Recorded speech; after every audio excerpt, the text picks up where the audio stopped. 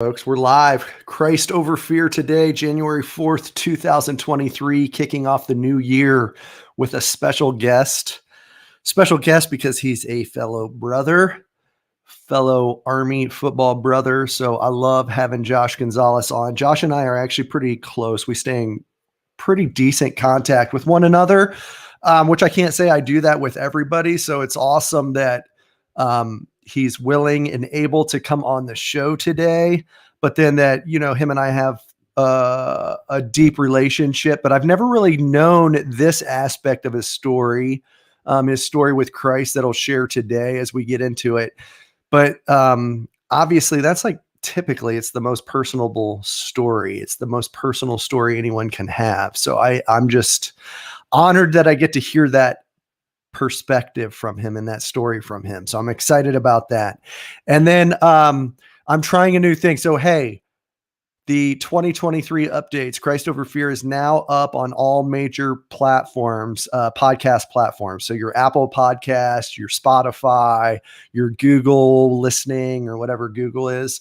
So you can get every single episode. This is episode 28, which, I will go ahead and upload and have it live later today on all those podcast platforms. But I'm kind of excited because we have not had this in podcast platform or podcast form until just recently, until the end of December. So please share that with another. It's a lot easier listening to this in podcast form than on YouTube. Still, it's primarily live through YouTube. That's the way we'll do it. 12 p.m. Eastern time, the first Wednesday of every month is when the show will air, but then we'll also be ready for it to dump into the podcast later that day. And then let's talk about Monday night. Let's talk about Damar Hamlin and the amount of support that man has gotten from the world, from the football community, from Americans, from the globe, and the amount of prayers going to Christ for his continued healing, his recovery, for the doctors, for the staff that treated him on the field, but then also that continue to treat him at the University of Cincinnati. And then obviously for his family and loved ones and the players and his teammates. God can do immeasurable things. And I think what he did on Monday night and just bringing himself to the center of chaos, to the center of a tumultuous event, a terrifying event for really the world to witness and to see in those moments why, in those moments are they necessary that we finally cling to him and go to him.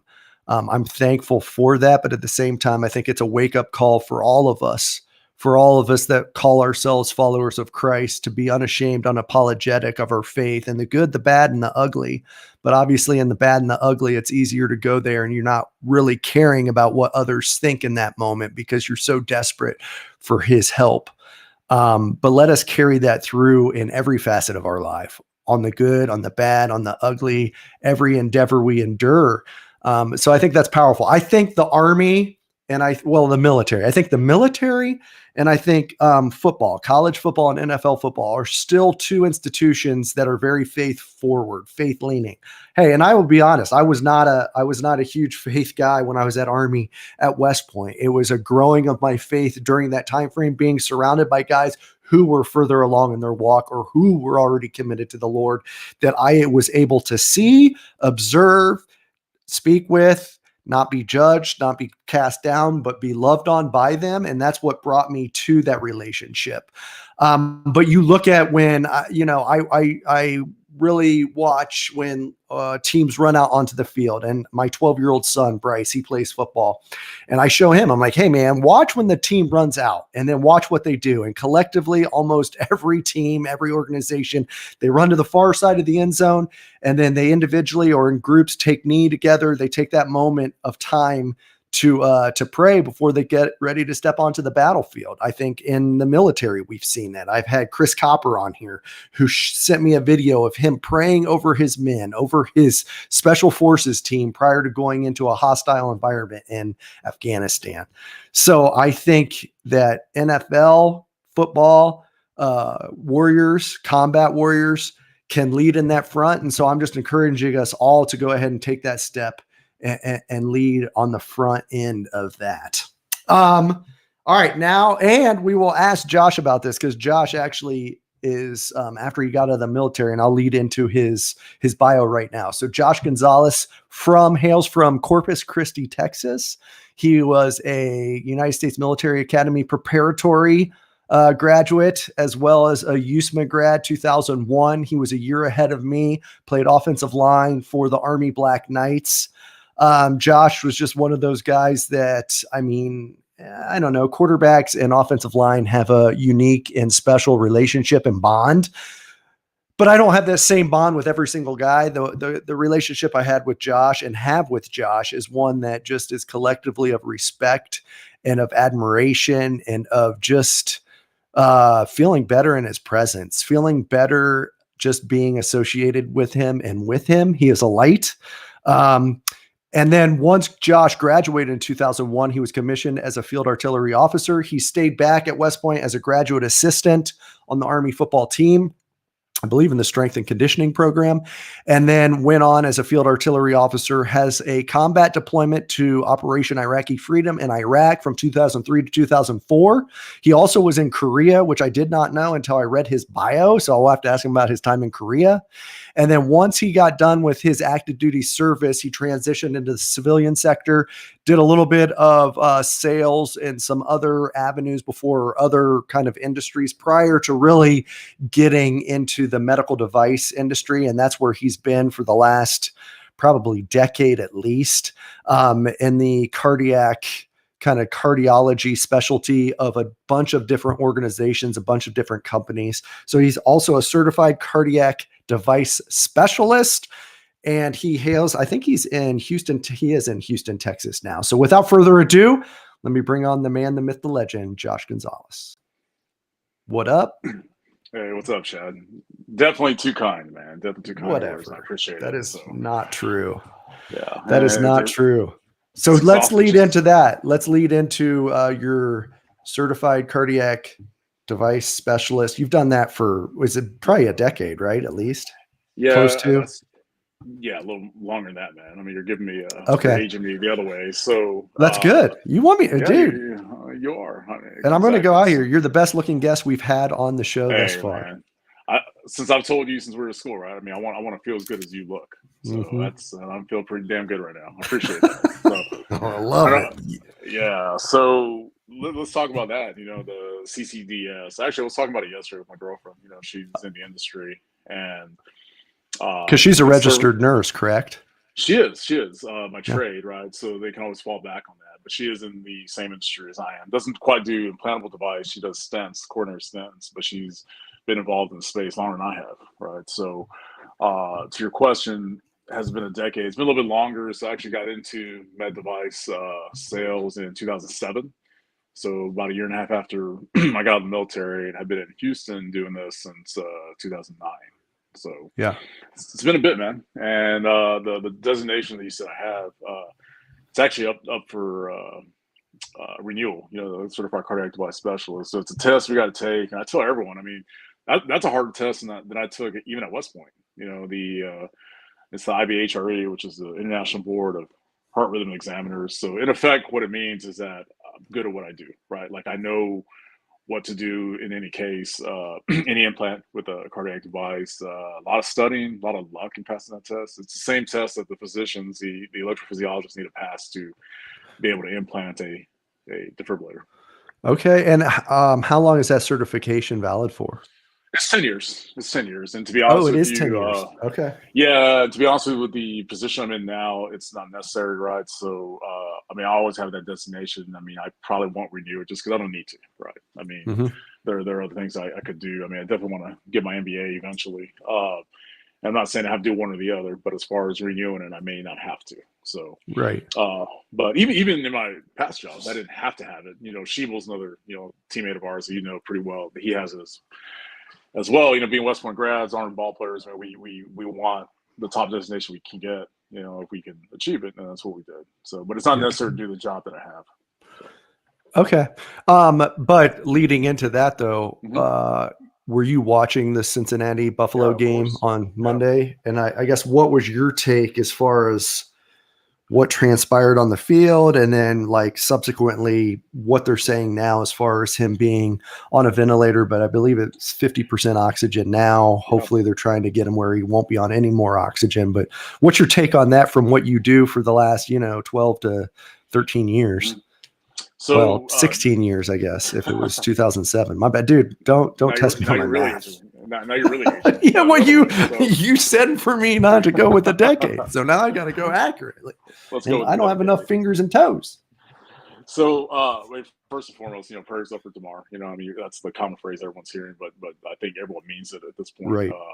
It's not just a catchphrase, phrase of the day, whatever, a hashtag. So, I was watching it. Actually, I was finishing cooking dinner. My girlfriend and I were here at the house, and I had it on mute because I was, cooking and I had the vent on, and I typically turn it down because I can't hear it anyway. And we sat down and we looked. We were at the table, and we saw kind of the commotion, right? Like the stop and play. And I asked her, I go, did you see what happened? She's like, no, I was, she was on her phone or whatever. And so I went back, right, and kind of tried to find out what happened. And so what I saw, like everybody saw, the world saw, was that hit right here to the sternum that T. Higgins gave him, and it looked like any ordinary tackle, right? Any thrust forward and trying to get more yards and a tackle, and then we saw him fall, right? So even then, I didn't know that was what they were around. I thought that, well, maybe he just went down and there was somebody else that got hurt. But as we kept seeing, I mean, it was Damar that it happened to. So what I do know about this, I mean, I definitely want to give praise to the medical personnel and staff. It sounds like they did everything right, and everything I've heard, I mean, it's been kind of 24-hour news cycle since then, that they immediately went to action, right, on both sidelines, the Bengals and the Bills, and they did what they were supposed to do, what they were trained to do. They were paying attention. And from what I've heard and read, they immediately sprint onto the field because it wasn't an ordinary injury. It wasn't a concussion. It wasn't an ankle, and that likely saved his life, right? They ran onto the field and they started administering CPR. And I actually heard the woman that did it yesterday on the radio, and they asked her, because she was doing it for 9 minutes, and they asked her if she got tired. She's like, yeah, I got tired. I mean, but that's my guy. She's like, I'm not going to give up on it. I think she had to take one break because I don't know if you've ever done CPR, like not in a training environment, but for real. I mean, it's right. It's exhausting. And I have never had to do it for real. Thank God. I've seen it. I personally not done it. But I know, I mean, think about it. You're pressing down and the adrenaline's pumping. I mean, I think what they say is you can go for a minute and a half, and then exhaustion hits in because you're constantly doing that, right? So she did it for 9 minutes. So it's pretty impressive. So what I know, as stuff has come out, he did have cardiac arrest, which is a disease that I have treated in the past, with not disease, but a medical event that I've treated. That's what defibrillator is for. So FYI. So anytime a patient gets a defibrillator, whether it be, it could be someone as young as in their teens. I've actually implanted somebody that was 17 years old, and I've done all the way up to in their 80s and 90s, right? So the reason patients do get those is because they've either had a cardiac event in the past, like a VT or VF, which is cardiac arrest, ventricular fibrillation. And does that mean like the heart actually stops? Is that what's going on in the cardiac arrest? It eventually stops, right? So if you look, if you know what an EKG is, that's the the waveform you see like on TV shows in the hospital. If you look at an EKG and somebody in arrest, if you look at VT, it's very, very fast. So you look about 180 beats a minute, up to 220 maybe. And then with VF, ventricular fibrillation and cardiac arrest, it gets very chaotic. I mean, it looks like it's just going all over the place, and eventually stops, right? So think of it this way: it's going so fast that it stops, right? Because I mean, that's kind of like I want to call it the calm before the storm, but the chaos before the storm. The storm being the no heartbeat, and that's what happened with Damar. It happens quick. I mean, so it definitely jives that because your heart stops. I mean, the oxygen stops going to your brain. Right. And that's the biggest fear with Damar right now. And God bless him. I hope he lives a normal life moving forward. But I mean, the lack of oxygen to the brain is what usually is the after effects, right? So I mean, hopefully it comes out here okay. But I mean, it's going to be one of those like, how much time was there between? Because I think that's a defib him twice. I think once in the field and again in the ambulance or the hospital, right? So so another thing I've heard, and they're absolutely correct, that if you're going to go into arrest and need to get defibrillated, I mean, the best place to do that in the world is in a hospital, right? Because there's the external defibrillators on the wall. There's there's definitely crash carts, you know, that are accessible. But the second best place would be like a sport event like that, where you know he had medical personnel ready and available to do that. I mean, you know, I've actually implanted a couple patients that were doing, you know, Ironmans, and they had them on the trail. And again, young in shape people, right? Mm-hmm. But luckily, there was enough people around that they were able to external defibrillate. I mean, again, they still went about 2 to 3 minutes without oxygen to the brain, which, as you can imagine, it's a pretty steep curve. That the amount of time that you do without oxygen to the brain, I mean, your chances of living are not good, right? So Right. Well, and, there's so and many. when you're doing CPR and pumping on the heart, is that not getting enough blood to the brain at that point? You're Like, trying to and restart it, yeah. oxygen. Yeah. I I mean, you're mean, trying you're to get basically there. artificially trying to pump it for them at that point, right? To get it back to going. Correct. And Yeah. then you know, and that's separate from the external defibrillation they gave. I mean, that's like if you look at on like a show like ER, right? Right. They're Where they're external shocked. shocking back into rhythm, and they Right. had to do that twice. So and I don't know what the order was. Were they trying CPR before or external defibrillation before that? So, but be that as it may, I mean, there's still a time period where oxygen was not getting to the brain, and that's what Right. led to his, you know, when he fell. And then you saw how quick it happened. I mean, he got up, Right. and within not even seconds, I mean, half a second, was already back down. So, Yeah. the body's it's an amazing thing, but it's also, I mean, it could do things like that very quickly. So, Yeah.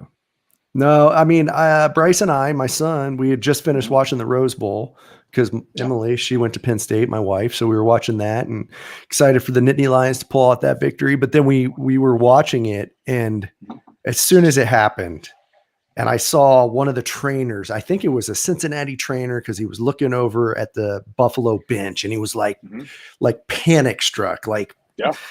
and at that point, and then I saw one other guy come on and do the same thing, like two trainers, and I turned it off. I turned it off just because I think from a protection standpoint of Bryce, I didn't want him watching that. I mean, he's 12 years old. He plays football. He's all into it. I was like, man, you don't need to be seeing this. But I immediately, I turned it off, and I said, Bryce, we're going to pray for DeMar right now. And I was like, Jesus, and it wasn't a long prayer, but like, Jesus, just be with him, make the medical staff be with him, let him be okay. You know, it was short and decisive to the point. But then to see like the world do that, and like both football teams come together and huddle around him and do that. I mean, just a testament to, man, when we get shook to our core like that, we're like, where do we go? Where do we go in those times of turbulence? And so it's just kind of amazing on that standpoint. And it's just really, I mean, to your point, the continuation, I mean, it's still on the feed. It's still on every single NFL team's, you know, their social media pages, like their, you know, image is, pray for DeMar. So, man, I just hope he comes through and hope he can make it through, because there is power in prayer, and for the world to be praying to Christ right now for that, you know, is huge, is significant. So, well, thanks for your expertise on that, man, because you just gave a bunch of insight that, you know, for us common folk, we don't know. So that was huge to have you on. It was timely on that front. We've got somebody on here. It's their YouTube handle is not me. I don't know who it is, but it says Go Army Beat Navy. So they've got to be a Josh Gonzalez fan. So we got to find out who that is. They got to let us know. I'll take where I can get it. I mean, who knows who it is, you know? All right, let's transition to you though. Let's transition to you as a 17, 18-year-old kid. Corpus Christi, Texas. How do you get to West Point? How do you get to United States Military Academy Preparatory School? Let's hear the Josh Gonzalez story. I'm glad you mentioned prep school, because both you and I are both, you know, USMAP's grads. You know, that's right. A pretty big distinction. And you also had Frank Burns on a couple months ago, which was awesome. You know, he was he your TAC officer? He was. Was he? Yeah. That's awesome. He was. I mean, yeah. I mean, again, like you and I talked already in the past. Like he, you know, just a good dude. You know, last impression on me. We can get to that after I give a quick story how I ended up at West Point prep school. You know, I read, and I don't know if you've read it, but the Vince Lombardi book, You Got to Pay the Price, and I've read that actually a couple of times. And in there, they talk about how he ended up being a football coach, and you know, he had a little road where he went to Fordham, I think, and then kind of bounced around a couple of jobs. And I think his first coaching gig was like girls basketball at a high school, if I'm not mistaken. And it might have even been JV. That wasn't even a thing back then. But the last sentence of that paragraph was like, and that's how Vince Lombardi became a coach. It wasn't nothing magical about it. It's like, Right. he needed a job. And so I liken that to how I ended up at prep school, right? Or at West Point eventually, right? Very, very candid. I mean, that's the only Division I scholarship that I had to play football, and I didn't even know if I wanted to play college football coming out of high school. I mean, growing up in South Texas, I mean, it's big baseball country, right? And I didn't grow up in Houston or some of the bigger parts of Texas where football is king.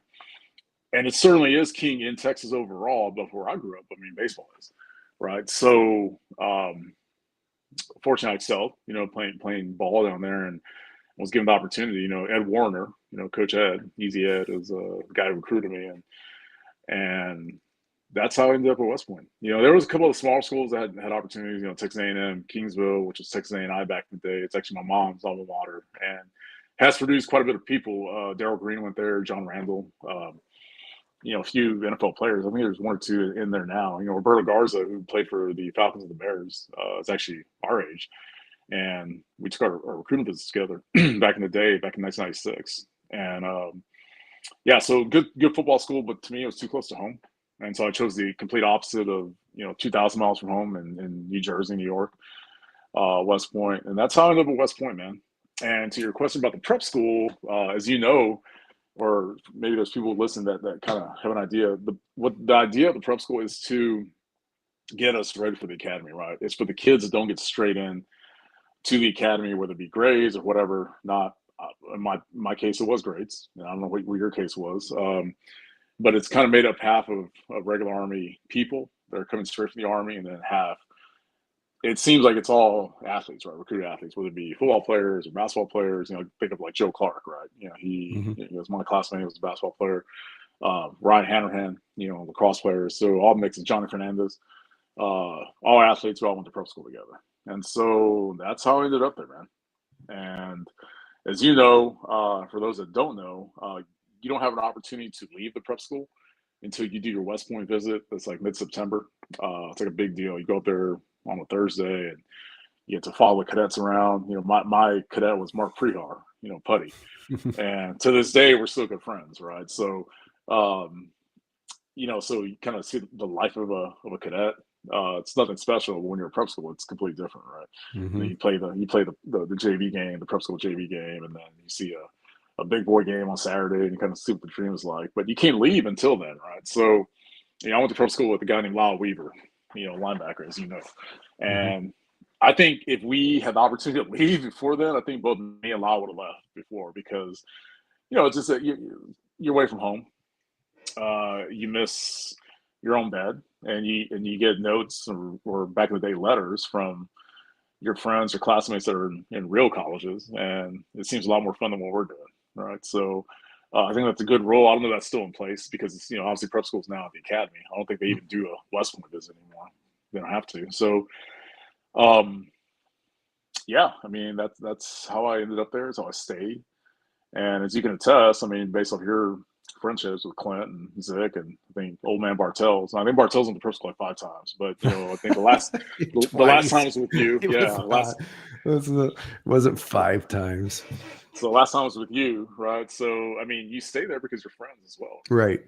And that's a good feeling to this day. I mean, I did that Into the Great podcast with Joseph. To this day, I'm still really good friends with obviously Clay Spicer and Robbie Cathy and Matt Cole, Sam Escobar, even Mullen. Mullen's in that group.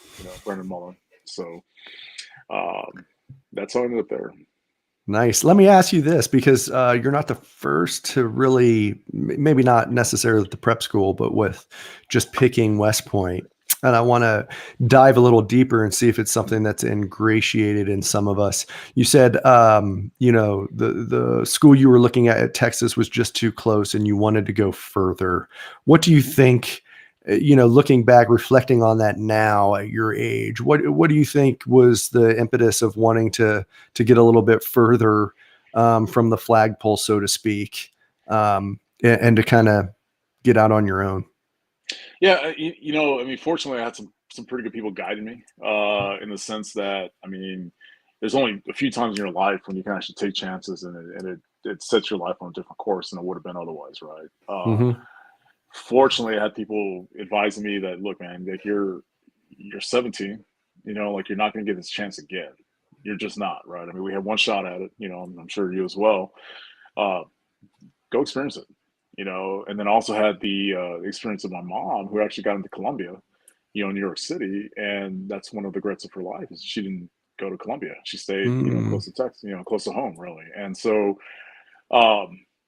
given that it's reality, the pragmatic point of view, I mean, the way I looked at it is like, I'm not going to get in the shot, so I might as well try it. Even if I don't like it, I mean, I could say that I tried. I won't have that regret not doing it, right? And so, fortunately, I had the mindset, even at 17, to know that West Point was bigger than anything I looked at.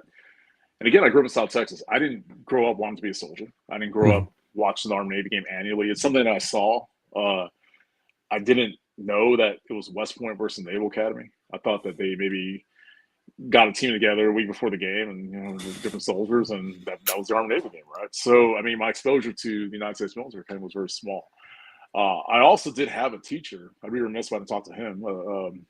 He was a trigonometry teacher at my high school, who was a grad in the 60s, mid 60s. So he fought in Vietnam and all that jazz. But he was able to give me his experience too. And he obviously was all for it, and I think some of the best advice he gave me was that he's like, this shit ain't gonna be easy. He's like, he goes, it's great now, in the library, sign your letter of intent and high fives all around and throw a donkey hat on back in the day with a mule hat, yeah. He's like, but he reminded me almost daily. He's like, it ain't gonna be easy. But that was the best advice I got for someone who had done it, right? Right. And I don't know how many grads you've had at your school prior to you. I think Aaron Berger, he went to school there in Berger, but he was after you, right? So didn't have a lot of guidance as to what it was, right? I knew it'd be hard. Did not know it would be as hard as it was. I mean, but certainly gratifying. And so I think for me, again, going back to your question, I mean, why did I want to get so far away? It wasn't like I had a set mileage I had to be away. I mean, even Austin and A&M are far away, but the way I looked at it from people, again, we're all kind of products of experience, right? And what I saw growing up, at least in my high school years, with people that had gone as close to A&M, UT, and ended up for whatever reason ended up back in Corpus Christi, where it was too hard. They ran out of money. Who knows what, right? And I did not want that to be me, because to me, I mean, I'll just call it what it is. I look at that as not succeeding. I'm going to call it a failure, but not succeeding. And I did not want that to be me. And so if I'm going to, swing for the fence, might as well. Right. So, not to say it wasn't scary. I mean, I was certainly nervous. I mean, you remember that day, I think we talked about it, last month. I mean, that day flying into Newark, and in our case, it was Captain Santos. So he might've been gone when you were there, but he picked us up in the bus at that hotel we stayed at. And I remember that day being terrifying. Right. I mean, I'd never worn a pair of combat boots. I never marched. Never been yelled at like that. I mean, yelled at football practice, but not like that, right? And so, I mean, it all seems comical now. We're laughing about it, right? Like, come on, but it's a shared experience too. All those guys I mentioned to you, Sam, Matt, Chino Buckner, right? All of us, we're all going through the same thing, which made it tolerable, right? Because it wasn't like we were the only ones getting singled out. We were all getting yelled at. We were all terrified. Lyle, right? I mean, it's just. And that's kind of the West Point experience in a nutshell. Like, you're going through everything together, every class until you pick your major, right? You're all taking the same classes. You're all having to walk fast, ping, for those who don't know, getting up at 6 o'clock, whatever it was, or earlier, to do chores, whatever. You're all doing it together. And that's what kind of builds the cohesiveness. And that's what makes it tolerable. And next thing you know, you're graduating. Well, and it's funny that you mentioned that, because I hadn't really thought about it. I don't sit on it, but then asking you that question, and it just brings back so much of what you're saying as far as like the camaraderie with the individuals that you're with, and like the bonds forged, especially at the prep school, which I don't know why that is. But those bonds, the prep school bonds of the guys that you mentioned and the guys that you mentioned on, Clint Zick, Graham Anderson. I mean, the list goes on and on. Dom Tripotto, Brian McCoy. I mean, I could go on and on and on, right? But how those almost shared suck factors, those shared suck experiences are what forge. And really at the end of the day, like when you said you went, and I forgot about the trip that we had to take to West Oh Point yeah. as cadet candidates, but now I'm like, oh yeah. And I forgot it was early on in the process. But how many guys, myself included, are like, I'm not going here. I am out Oh of yeah. here. And then as it got Absolutely. longer and longer and longer and closer to the next year, like how we actually, my class, I don't know about you, but we had two guys that were close to us, Court Cousineau and Tim Cherry. Those are the two that didn't end up coming. They did not, but out of like probably a group of, I think there was like 48 recruited football players. I'm not all 48, but of our tight knit, those were the only Yeah, two yeah. that didn't make it. So it's amazing how we almost spurred one another along Yeah. to continue going. Oh, it's exactly what it is, right? I mean, I think, and I've said this many times. I mean, obviously, it's been over 22 years since I graduated, or it'll be 22 now. But I think a lot of the methods that West Point does seem very comical at the time and seem antiquated, and you're like, why the hell are we doing this? But you see it now. I mean, Mm-hmm. I think the best thing West Point does is what you just mentioned, right? I mean, you're going through that collective suck, but we're all going through it, right? Right. And to this day, I mean, look at you and I. I mean, like a memory I have of you. I mean, I have a lot of memories of you, but I mean, I remember one time just like walking down or jogging down to winter conditioning and seeing this little kid in a hoodie like just on fire, and like just I'm like, the hell is this? And I knew you obviously, but I didn't know it was you because you were. I just saw a hoodie with tied up. I was like, well, this kid's all freaking wired, but it was you. But that motivated me to get down there and get to work, right? I mean, because you were, for whatever reason, I don't know if you got up and drank a couple cups of coffee, but you're Well, it's you're not a wired, coffee right? drinking then. Yeah. Wired. So 5 in the morning, right? You're ready to go. I was like, yeah. But that's another shared experience, right? That's another shared experience Mm-hmm. of being up at 5. Because who the hell wakes up at 5 to go in the freezing cold to run Right. down to go run some more and then run Right. back, right? So Right. I mean, only us, right? But I mean, to this day, I mean that makes it easier to get up for, in my case, like an early implant or whatever it be, get up for a trip, whatever. And because we've done it in the past. Mm-hmm. Well, and it almost then goes into the military. And, once I got into active army, and Mhm. whether it's infantry officer basic and the collective hardships that you endure during that to forge bonds, but then also to adapt, overcome, complete the mission at hand. And then once I got to my platoons, my 10th Mountain Platoon or Ranger Regiment and those outfits, the collective training that we did to, strip us down, but really to build us as a cohesive unit and to bond us as truly as brothers. So I guess what experiences in the military when you were actually out of, graduated West Point and then now you're, a second lieutenant or first lieutenant and in combat. Can you just share a little bit about that? And then also share, if you don't mind, like those Yeah. endured or stories that pop up, but then kind of weave your faith into that as well, and how you had to rely upon him during those time frames, or if you did, or if you hadn't yet, or what that kind of what that story is. No, certainly, certainly did, and I'll tackle the faith thing, right now. I mean, so I grew up Catholic.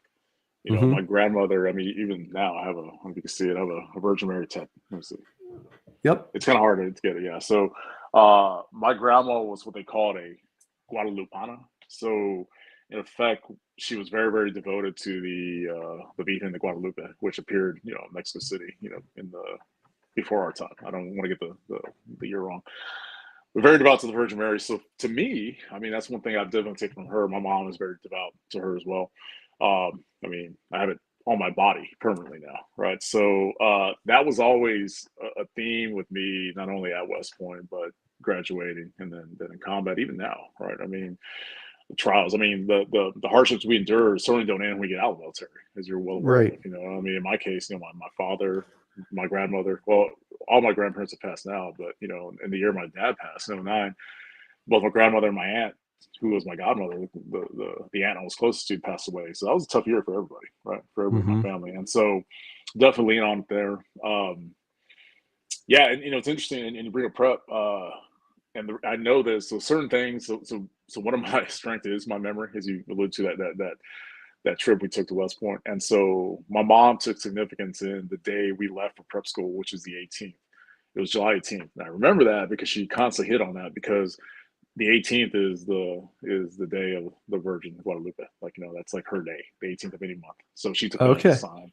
And I think along the way there was certain other dates that were the 18th. And I mean, I think even the day I may have come back from Iraq was the 18th of July or something. So so definitely with me the whole time, right? My faith, and got me through a lot. I guess not only West Point, but in the real world, in Iraq, and then now. So that has been a constant in my life. And to certain events, as you mentioned, whether it be trials or hardships, I'll take it back. Not only my time in combat, but September 11th. Right. I mean, you were a senior. I was a GA at the time, and you are correct. I was in the strength conditioning with Scott Swanson, Satan, and tough day, right, for everybody, right. And so for me, I think I even spoke to your mom, like not maybe that day, but during that week, because she had concerns with you. I don't know if you ever knew that, but she emailed me, had concerns for you and for us too, right? She knew me, and I remember telling her like, well, I have no choice, right? You know what I mean? I'd already graduated. I was already second lieutenant, and in your case, I mean, you kind of had no choice, right? Not that you were ever going to leave, you or Clinton or anybody was ever going to leave, but that's kind of when it started, right? The realization that where we went to school, that we're going to have to go defend this country, right? And so that's something, became a pretty stark reality, like pretty quickly, right? Now, were we at war that day? No, right? But I mean, I think all of us were in country somewhere within 2 years after that event. So a year and a half, really. So, but all those experiences prior of, as you mentioned, building that brotherhood, building the cohesiveness, like we knew how to do it, right? We knew how to lead, right? Like another memory I have of you is, we used to run those 110-yard sprints, and somehow we always ended up together, right? Like you were a lot faster than me, obviously, but we always had that same little corner of the end zone. And I thought of that recently because I was up there back in October. I took Charmaine, my girlfriend, up there for the first time. Wherever we get on the field, and it's amazing because I got to that spot. Now it's a different turf, right? But it's the same plot of land that it was 100 years ago, right? But then we were on there, and I think about that. I mean, just those experiences of knowing that we can move forward in times, because you think about when we used to do those, and we were dead tired. I mean, we had been hitting all day because back when we played college ball, there was none of this, light practices, right? I mean, we did, you obviously didn't hit as much as we did, as offensive linemen, but I mean, just our bodies are broken, right? And we're getting asked to run 10 of those. And so all that stuff built to let me know that I could do it. Right now, that's not the same as being in a Humvee in the middle of Fallujah, Iraq, right? But the idea is that you've done hard stuff before. You can do it, right? And whether it be reaching down to your faith, knowing that God is with you, or La Virgen, the Guadalupe, or your brothers to your left or to the right, or even just knowing that, for instance, you were somewhere in the country doing something else. You're leading your own men, right? Brandon Calhoun's in a town 50 miles away, whatever it is, right? And knowing that we had that experience of being tested, and that got me through. Right? I imagine all of us. I mean, because we were tested daily, if not multiple times daily at West Point, right? And that's a big thing I do now. I mean, I love to test myself daily, and it doesn't have to be a big test like running a stadium set. I mean, but it could be something as talking to somebody, in my case, a physician that I haven't talked to before, right? Do something that scares you every day. I think Jim Valvano said that. I mean, every day you should do something that scares you, do something that brings you to tears, and do something that makes you laugh. You do that, it's a hell of a day, right? And I subscribe to that. You know what I mean? So whether it be reaching out to somebody you haven't talked to in a bit, that makes you laugh, or maybe it make you cry. I had a recent conversation about 2 weeks ago that I found out a good friend of mine that I went to prep school with was diagnosed with prostate. And I mean, that stopped me cold. I call him, wanted to, bullshit on the phone calls, holidays, and he tells me this. I'm like, man, so. But on that sense, it's good, right? Right now, in the days of mental health and checking up on everybody, not just the boys, right? I mean, it's everybody. make sure everybody's good. I mean, I think it's important because life isn't, it's not success after success or happiness. It's everything, right? And that's what makes the good times so good, is that there are bad times.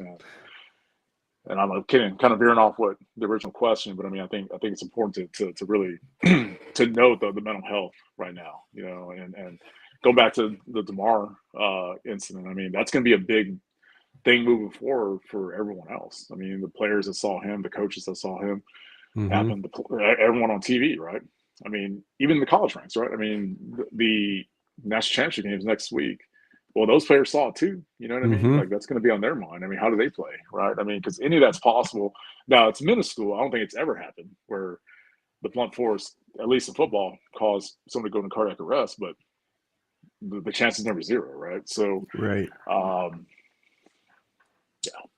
Yeah, you take it wherever you want, man. That's yeah. I love it, and I love that you took it to mental health, to overseas, to combat, to back to DeMar. There's no rhyme or reason here, man. It's Yeah. where it's supposed to go. Speaking of mental health, what have you done specifically, like for your mental health and to stay? I like what you said about, if you do those 3 things a day, challenge yourself, have a conversation that could make you cry, have one that could make you laugh, and then try something new. What other tidbits could you give to people out there on you just kind of keeping your resolve and keeping your resilience as well? So big thing I do, and I know this is another one of my strengths. I mean, I love to keep in contact with people, right? And so I made it a point during COVID every day. Those days where we weren't going to work and we weren't really social. I made a point at least once a day to call somebody I hadn't talked to in a while, right? And I literally, I mean, fortunately, my phone, I could, Price is Right, kind of just roll the wheel and boom, Robbie Cappy, boom, Brian Zickerfus, whoever, right? And that's one thing that kind of kept me, I wouldn't say sane, but kept me fresh, right? Like during that time. Fortunately for me, that period, and I mentioned COVID, right? Because now it's almost 3 years old, right? I didn't necessarily have a dark period then. I know a lot of people miss being social, miss being out. I actually had a great experience during COVID. I mean, I was home cooking. You met Peter. Well, I don't know where he's at now, but Pete, my dog. I wasn't in a relationship at the time, so it was actually really good for me. Kind of reset, and I read a lot, walked a lot. I just got in a Raptor, so I went out to find a trail. Me and Pete will go out, and it's a social distancing event, right? So we go out there and do that. And so for me, it's been keeping in contact with people, and I do love that experience of talking to somebody I haven't talked to in a while. You know what I mean? Like I think I asked you for Burns' number. I mean, I love to talk to him. You know what I mean? Just to kind of get his thoughts. Dave Hauser, somebody else I haven't talked to in a while. Remember Dave, the strength coach? And man, it's just good. He's like out west now. I have no idea where he's at, but I mean, he's somewhere, right? So, but also like knows that I do talk to quite a bit. I mentioned Brandon Calhoun. Nate Hunterton. Gary Williams, Josh Holden. Those are all people that I do talk to on a fairly regular basis. But, I like to make sure they're okay too. We had one text string, I think Dwayne Bernal's on it. And that was, the genesis of that was Lyle, getting sick and ultimately passing. And we kind of continued it. Tony Coxon, he's on there as well. And I think we do all a good job of not only keeping each other up, but also reaching out to others, right? I know obviously you and I have a pretty good avenue of contact. Another article, I'll send it to you, man. There's an article that was written, I think, in an Esquire or one of the GQ, one of those men's magazines, about 2 years ago, about saying I love you is a flex that men need, a muscle that men need to flex more daily. I know you and I say that. You know what I mean? You sent me that article too, because I was going back through our text thread and I looked. You sent it probably a year ago or so. It was a while ago. Yeah. I randomly came upon it, man. And that's the other thing too, right? I mean, like, do our phones listen to us? 100%, right? I mean, not only phones, but maybe these Echoes or Amazon Alexas are around here. But in that case, I think it heard me talking about, mental health, maybe brotherhood, and boom, pops up, right? So in Uh-huh. that case, it was no telling what that led to as far as like, getting my info out to people. But yeah, I mean, that's something that I do believe, right? I mean, I think, we as men, and in my case, minority man, we need to get more comfortable with that. I am comfortable with that, Mm-hmm. but I can tell when someone is not. You're comfortable with that. Clint, when I saw him in Hawaii a year ago, 2 years ago, shit, it's only been 2 years. Um, Comfortable, right? But not everyone is. You know what I Right. mean? I think in our circle we're pretty comfortable with it, but I mean, there's so many that are not, and it could be those that need help, right? So, um, I've got another question for you. you can ask whatever you want. Yeah. All right. I guess we're opening it up to question and answers. Chad to Josh. Mm-hmm. But you and we have had like very, I would say, intimate conversations where we don't just talk about the surface stuff. Like, hey man, how's it going? How's work going? How's the weather down there? What blah, blah, blah, blah. We get to the heart of the matter, and Yeah, I would just say of we're course. real, pretty transparent on the good, the bad, the ugly. I think I will compliment you. You're very good at that. And also asking questions of me to get me to be that as well. How do you navigate that with like others, with other conversations, all the guys you talked about? Because there can sometimes still be the I call it like a wall, a perceived wall that we build up. Like, oh yeah, I've got everything's taken care of. Like, don't want to have any perceived weaknesses or struggling in some areas. How do you navigate making sure you're having an authentic conversation with somebody, a brother that you care about? Yeah, that's a good question, right? I mean, I think a lot of that is reading the person, right? Mm-hmm. Because not everyone's ready for that, right? Right. And you take us for example, and I can speak on us quite a bit because obviously we're the ones having the conversation. We have history. I think I don't know the math, but I mean definitely more than a decade we've known each other. More than I say 24 years ish, right? Right. So obviously don't have that relationship with everybody, and it could be somebody that I've gone to school with, that I don't have the relationship with, right? But obviously as life goes on, you meet new people and stuff. So one of the most attractive things to me in a person is vulnerability. Mm-hmm. Easier said than done, right? We've already spoken about our conversations. You and I can be vulnerable at drop of hat, right? Most people I talk to, maybe not most, but I mean a good majority of the people I talk to or keeping circles with, I mentioned Gary Williams. I can be vulnerable with him. Mm-hmm. Lisa King, Nate, Holden, absolutely, and vice versa, right?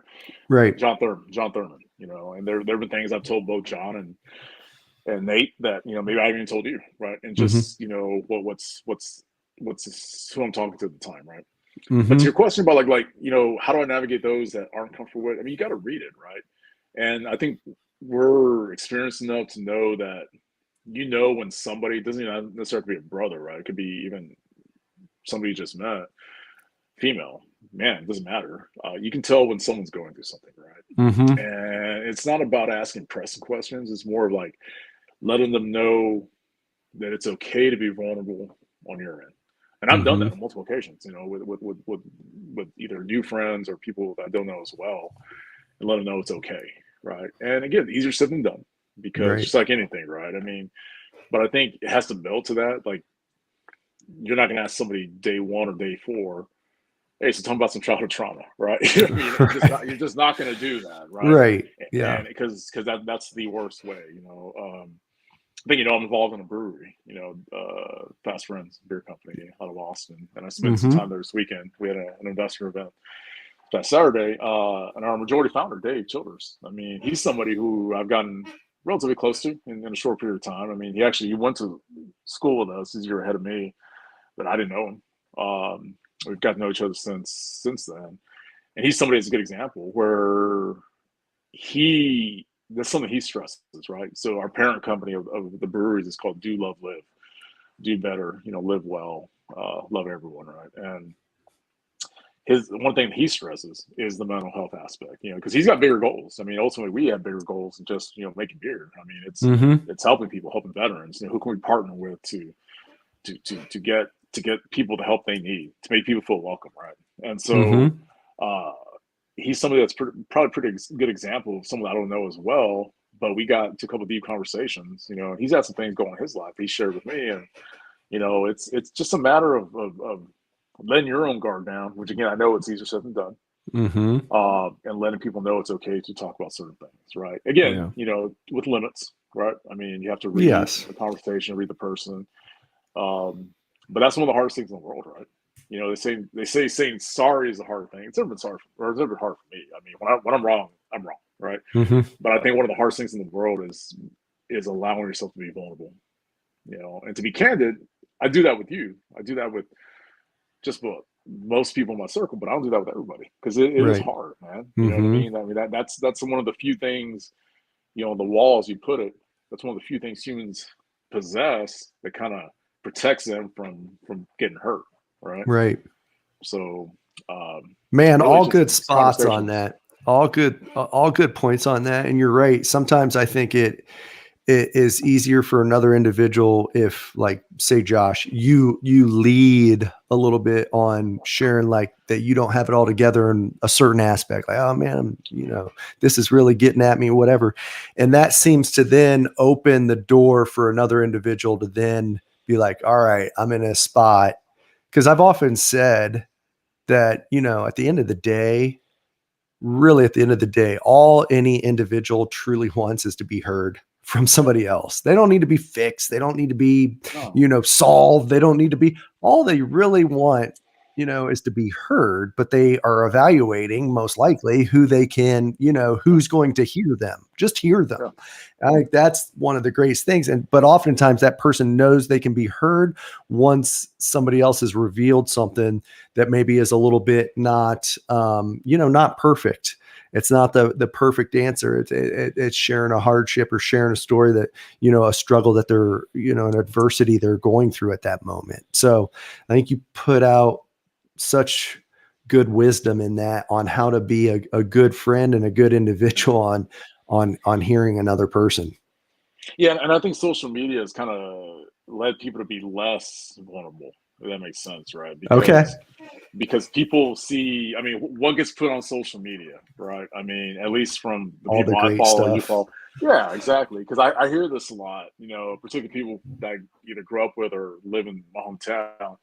Oh man, you're always fishing. I want your life. You're always golfing. I'm like, well, last time I was fishing a year and a half ago. You know what I mean? But that's what they remember, though. You know what I mean? Like, do you work? I'm like, yeah, man. You know, fishing, it's not free. You know, so you know, flying to Costa Rica. You know, no, I don't have a sugar daddy. You know, so and so yeah, I think social media has done a one of the negative things of social media is that people are constantly trying to achieve what they believe other people's lives are, right? Yeah. And whether it be someone bought a new car or, you know, wearing new shoes, you know, I know we both love Jordans, right? So I mean, you know, that's something that catches my eye, right? But life's about more than just buying Jordans and drinking a trendy coffee somewhere, right? So, yeah, I mean, I think people want to be heard, absolutely. You know what I mean? Because there's so many people who, and this goes back, you know, well before our time, but I mean, so many people who just don't have that outlet, right? You know, we're fortunate, man. You know, we paid for it, of course, right? You know, and we went to school, and we're fortunate, you know. And I think of people again that I grew up with, right, that didn't have our experiences, and I try to be that for them if I can, you know, like to, you know, a few friends that they just don't have that network of people they can call and have been through shared experiences, and if I could be that one ear or voice that they can talk to. Now, am I available 24/7 to them? No. I mean, just because, I mean, that's just reality, right? But I mean, you're right. I mean, people just want to know that their plight or whatever hardships, that they're not the only ones, you know? And that goes back to what I'm saying. Like, why did we succeed at West Point? Because we knew we weren't the only ones going through that. Right. I wasn't the only one at 5 o'clock, you know, running down there. You know, I wasn't, you know, you think about staff. I don't know if you ever went to staff, but I mean, that's some of the hardest workouts I ever did, you know, Scott Swanson, you know, those stadiums. I mean, did it suck doing that every second? But with the left and right, there's somebody going through it with you. Right. So, well, and I also think I have to throw a plug because I do think whether it's, and it doesn't necessarily have to be combat, but typically this is like a combat veteran focused show. And I think those who have done that, or just the shared experiences of the military, I think, you know, we get to this stage in our lives and like all the individuals you mentioned, like We don't have to pretend anymore. No. You know, we don't have to pretend and you know, from the world standards, I'm not saying from God's standards, but from the world standards, there's been some achievements that have been done that like the masculinity box has been checked, right? Like the masculinity box has been checked. So like at that point, like, but that's not all that the box is, you know, there's a lot more other facets. And sometimes the masculinity box is actually being checked when we can disclose to others what's really going on in our lives. So And you're so saying that I'm, masculine box has been checked for going to combat? well, like for doing the hardships of those, Yeah. yes. You know, where somebody who doesn't have that experience, maybe they don't want to show that from because they're still maybe not as secure in their masculinity. That's what I'm saying. So there's some, you know, yes. So that box has been checked because you've done combat, you've done whatever, you know, from the world standards, they look at that like, oh, that's a man's man or whatever. Yeah. So at that front, you don't have to keep that, like, we don't keep that facade up is what I'm trying to get at. That makes sense. And where I was going with this, again, I mean, again, in the spirit of the conversation, like that's just the beginning of being a man, right? I mean, right. You know, right. You know, the fact that I fought for this country, I mean, that does not make me a man.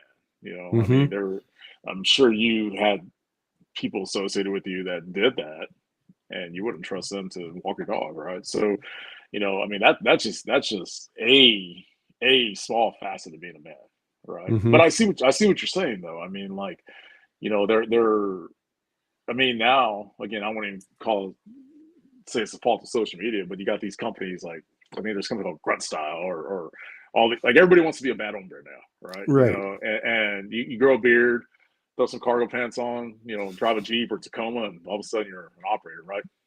Never heard a shot fired at you in anger ever, but all of a sudden the persona is that, right? Because as you said, I mean, that's what's the projection of being manly and stuff. Even Hollywood and everything else building that all up. But like once you've done that and gone through, you're like, well, that's not what it is. I mean, the hardest thing I ever did,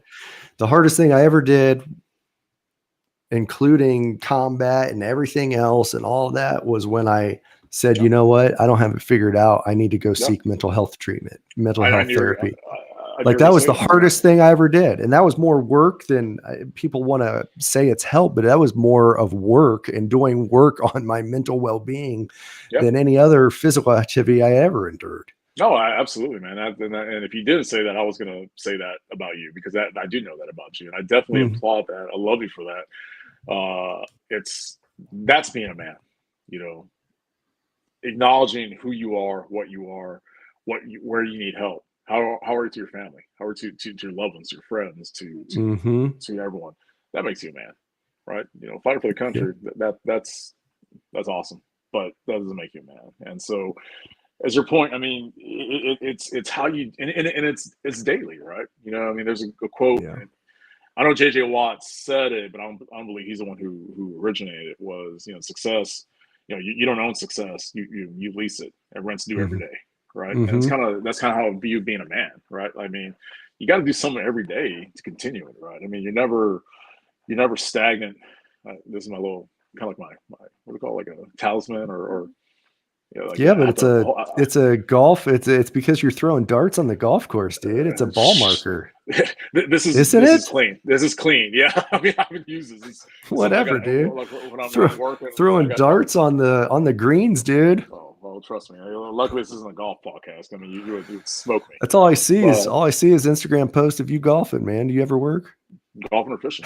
You know? So yeah, I did that this morning. So, but yeah, I mean, you got to constantly work at it, right? I mean, just like the mental health aspect, you got to, and that's part of, again, like what I said I do every day. You know what I mean? Even if it's simple, like I'll send it to you. I read something yesterday. I'm going to start trying it, and this is going to be easier said than done too.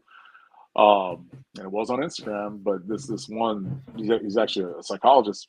It's like a list of 3 things to do in the new year, and wake up every day. As soon as you wake up, 3 minutes of a cold shower, right? Cold, not warm or room temp, cold, followed by minimum 5 to 10 minutes staring in the sunshine. And I forgot what the third one is. I mean, because I haven't got past those first 2, right? Because they're, again, easier said than done. But I mean, just little things that you need to do every day to tune your up here up, right? your body Mm-hmm. too, right? I mean, as important as the physical work you do on your body, whether it be, exercising, Peloton, golf, or whatever, you need to work on up there too. And Yeah. people need to everyday work on that, right? Like, I subscribe to, be a better man today than I was yesterday, right? Mm-hmm. Even just a little bit, right? And when my father passed, I remember a good buddy of mine, Moses, the guy I grew up with, probably about a month afterwards, came in the house and we were talking, and he said something I'll never forget. He was like, the best way you can honor your father and his own dad, who had just passed as well, he's like, just be the best man you can, Mm-hmm. right? That's how you honor your father. Don't build a statue for him. Don't Mm-hmm. get his name tattooed on you. Just be a good man.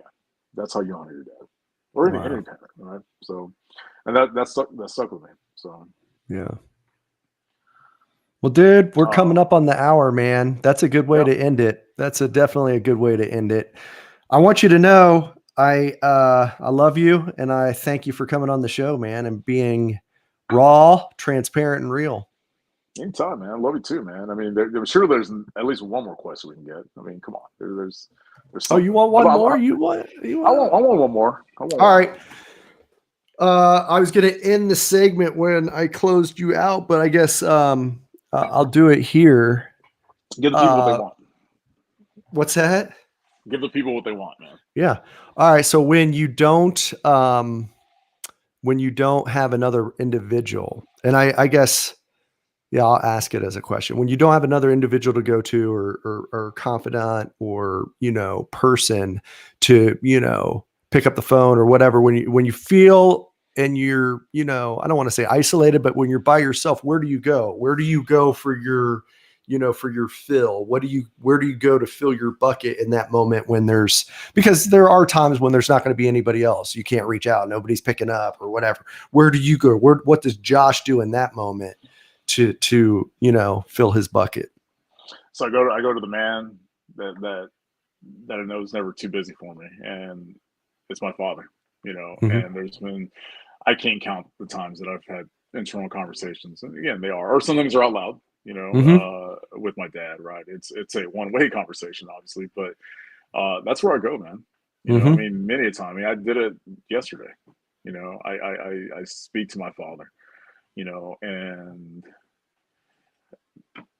from there, and my aunt too. I mentioned that passed. I mean, I mean, there isn't an amount of money that I wouldn't have given to have one more conversation with each one, Mm. right? And preferably in a time when I'm going through a rough patch, right? I mean, my divorce or things with work or in relationships or even arguments with my mother, right? You know what I mean? Like, how would my dad approach this? How would my aunt, right? And so Mm-hmm. that's where I go, man. Actually, I go there more often than I do to other people, you Mm-hmm. know.